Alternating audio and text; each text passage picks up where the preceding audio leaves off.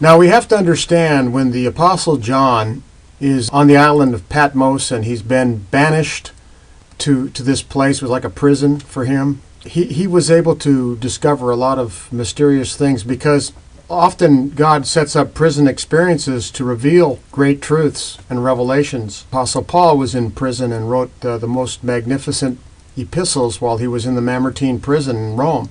Book of Ephesians was the masterpiece of all the epistles, and that was received when he was in prison. Paul had a lot of prison experiences where he learned many, many things about God. So God will often set up a prison experience because he wants to show you something. And in the case of John, that's exactly what happened. He was banished to the island prison of Patmos. And there he was given this most incredible of all the books of the Bible, the revelation of Jesus Christ. And he saw many, many things. Now, when it comes to the viruses, the Luciferian viruses, how do you explain a virus? How does one see a virus? How does one see a spiritual virus? How are we to comprehend this creative ability that Lucifer acquired through the hacking into the Ophanim mind circuitries and stealing now I'm speaking metaphorically, of course, the software of the creators and then using it for his own purposes? Now, of course, he's using it for evil. How do we see what this looks like if it's in a spiritual dimension and is characterized, and we've characterized it as a virus? Well, the Apostle John saw these spiritual realities in symbolisms.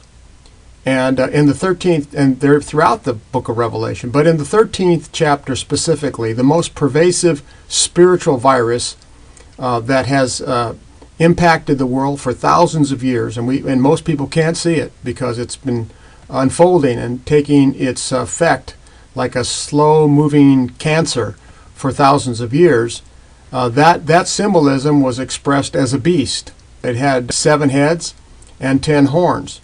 And it's also a preview of this particular vision that John saw was seen by Daniel in the prophet Daniel way back in the Old Testament era, when he saw a similar, but from a different vantage point, this beast that would come up at the end of the age and have a little horn coming up amongst the 10 horns, which John had a glimpse of, but only a more panoramic view as he saw it as a beast that had 10 horns and 7 heads. So Daniel was a prophet, and he could see forward, whereas John, the Apostle John, was a seer. He could see backwards into the past, and he could see forward into the future. So John's vision of this virus, characterized in symbolism as a beast with 7 heads and 10 horns, is kind of like the manifestation on earth of a spiritual vision we have of Lucifer having these 7 heads and 10 horns that were portrayed earlier in the book of Revelation. Now that very DNA nature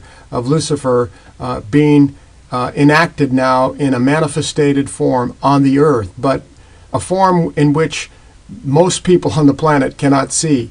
We see these viruses and these things in symbolic language, and we have to, almost like a scientist, get a microscope and bear in on it and push down on it and magnify it in such a way that we can understand it and how it's affected this world, because, of course, Lucifer's trying to destroy the inhabitants of this earth so they cannot be a final witness against him in the heavenly courts. It's really important to see how these things are impacting our environment, the world order, and that's why we've written the book, America, Globalism, and the False Prophet, because the second beast in Revelation 13 is the false prophet. And we're going to get into these 2 codes and explain them in detail, but of course remember, you can get the films of these from our website. Now, as we talk about this first beast, which is a symbolic representation of a virus that has been spilled on the earth and has now taken its grip over 5,000-6,000 years, let's get into trying to break this down so that we can see it in its actuality as it's taken its grip over thousands of years.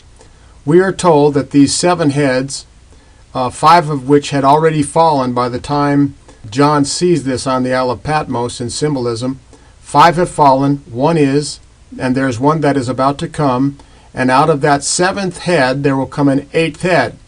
That's spoken of later on in the book of Revelation as we get more detail on this code in symbolic form. What does this mean? Well, each one of those heads represents a world empire, an empire that functions to a great degree in the evil nature of Lucifer, political power. The first head takes us back to the time of the Egyptian Empire, which commenced around 3000 BC under the pharaonic pharaohs. It was the pharaonic age. And Egypt was the first world empire. It lasted for quite a while until it was unseated by the Assyrian Empire. The Assyrian Empire then took over the world. The Persian, Iran, Iraq area took over the known world. And then it was unseated by Babylon. Babylon was run by Nebuchadnezzar. It controlled the world from the area of Baghdad and all the known world until it was unseated by the Medes and the Persians. It's interesting how that took place. But the Medes and the Persians actually dug under the walls through a river and destroyed Babylon in one day, and they took over the world. So the Medes and the Persians were world rulers for quite a while, and then finally came Alexander the Great and the Grecian Empire. And he conquered the known world by the time he was 33, and then after he died and had no more ambition because the world had been conquered, his kingdom was parceled up into four kings, four generals that became kings over the known kingdom of Alexander the Great. And then after Alexander the Great, there came the sixth empire. 5 kings have fallen. The sixth was in existence during the time of John, and that was the Roman Empire. And the Roman Empire was powerful and took over the known world for hundreds of years. And finally, through interior corruption, it collapsed. And there was a long period of time when there wasn't a world rulership of an empire. It wasn't until about 1600 that the concentration of money fell into the hands of powerful and secretive organizations, and the Bank of England was formed, and arising right after the Battle of Waterloo, when Napoleon was defeated, came forth the British Empire. So the history track follows the symbolism. Where John is hearing from the angel, 5 kings have fallen, 5 empires have fallen. One is, which was Rome, and there'd be a 7th empire after a cessation of control for a period of time, and that 7th head was the British Empire.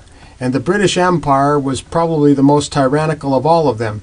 The British were involved in controlling China through opium. They controlled India through importing state-run religions like Hinduism, Islam, and they controlled the people, made them slaves. They developed the cotton trade in India, and then it was when 10 million Hindus died as a result of starvation and the harsh treatment by the British, that the whole concept of cotton trade, which was necessary for the Industrial Revolution, the textile industry in England, it had to be transported to the United States, and the whole slave trade was set up to develop cotton for the Industrial Revolution, and America became the cradle for slavery and cheap labor so that the British Empire could continue its control in the world financially, not only through its banks, but through its trade.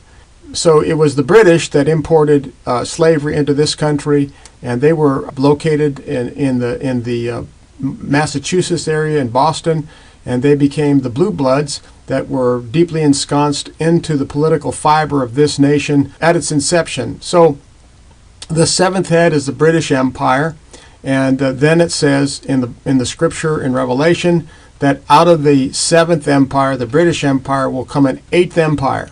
And that 8th empire is presently manifesting, and we'll get into more detail about this as we go forward.